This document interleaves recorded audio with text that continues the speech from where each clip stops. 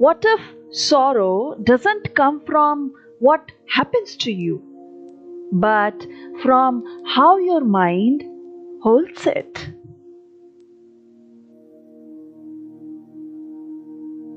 Sorrow is part of life, yet most of us carry it unnecessarily, allowing it to shape our thoughts, actions, and relationships. Krishnamurti asks us to inquire, can sorrow end? Not partially or temporarily, but completely? This question is not about escaping life's inevitable pains. It is about understanding the mind that creates sorrow, the attachment to the past, and the projection into the future. Only by seeing sorrow clearly, moment by moment, can it dissolve naturally. Sorrow arises from attachment to people, to ideas, to possessions, and to the self-image. We fear loss, failure, and rejection. We resist change and cling to comfort.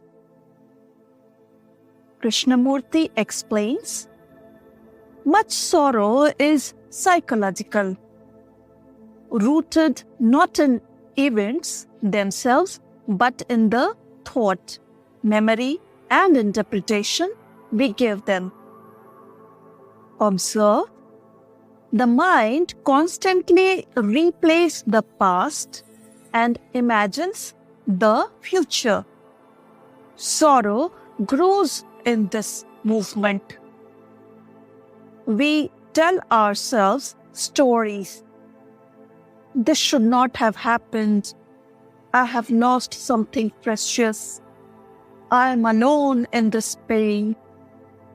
These stories reinforce the me, the thinker who suffers, and the sorrow becomes a habit. Sorrow is intensified by comparison, pride, and expectation, and it feeds on itself until it dominates the mind. Here is a practice. When sorrow arises, do not resist it. Do not push it away, rationalize it, or indulge in it. Sit quietly. Observe the body. Tension, heaviness, tightness, or restlessness. Notice the thoughts that accompany sorrow. I am lost. I cannot bear this. Why did this happen to me?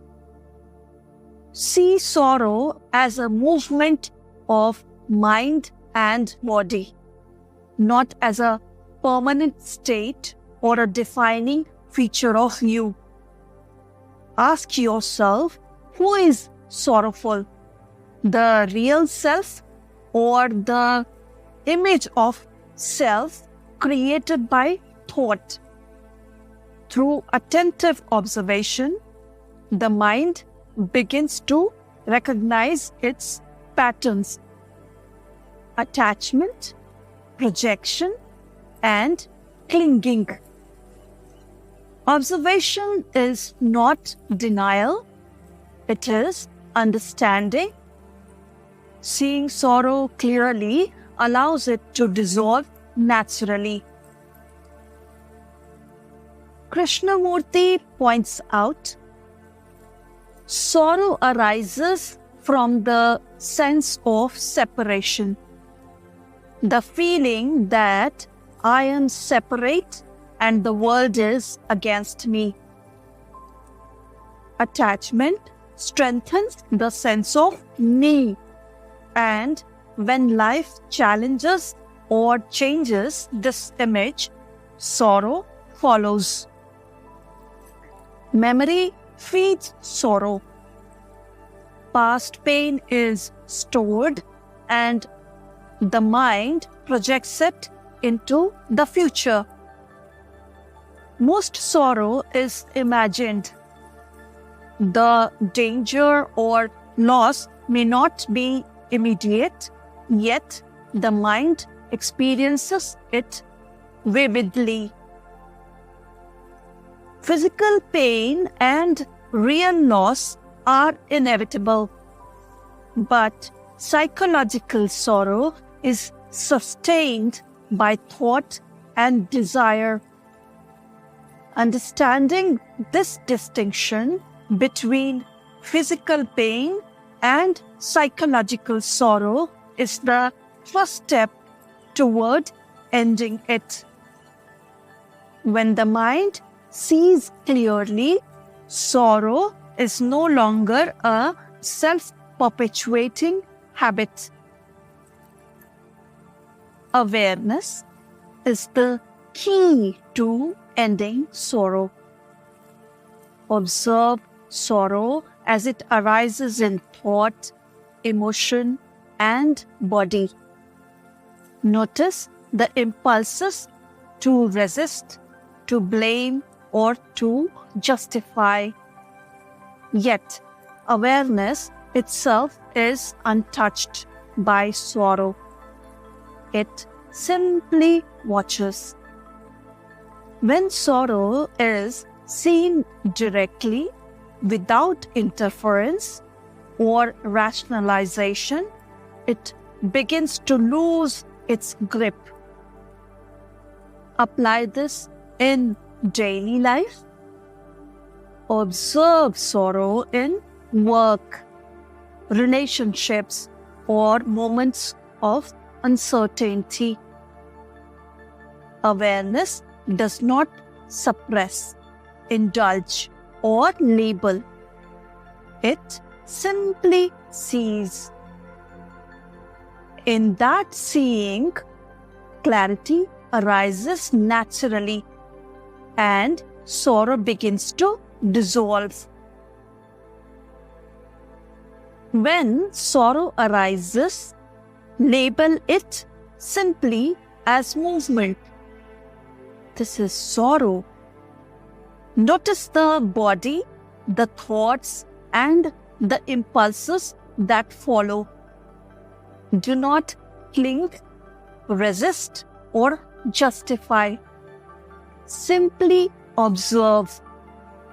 Notice how sorrow is intertwined with attachment, desire for comfort, for certainty, for security. In relationships, see how sorrow affects your words, actions, and expectations. Respond from awareness rather than from habit or fear. Observe first, act second. Life becomes clearer, and more natural when sorrow is observed directly, not avoided or indulged.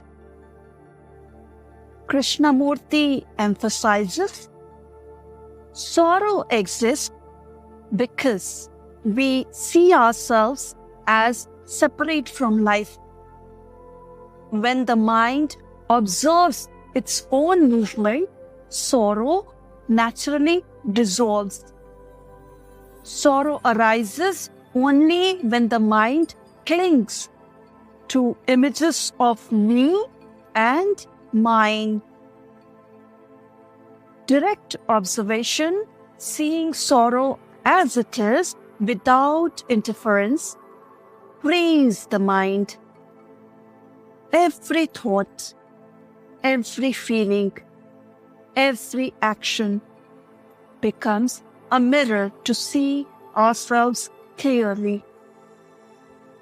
In this clarity, life is experienced without constant pain, anxiety, or distraction.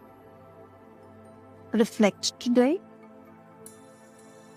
Can you watch sorrow without labeling, justifying, or clinging? Can you observe it as a movement of mind and body, not as you being sorrowful? In that observation, sorrow ceases to control you. Life becomes clearer, more natural, more alive. This is the path Krishnamurti offers, ending sorrow through direct observation, attentiveness, and intelligence. This has been Curious Monastic. If this video resonated with you, subscribe and let's continue exploring awareness, sorrow, and the nature of the mind together.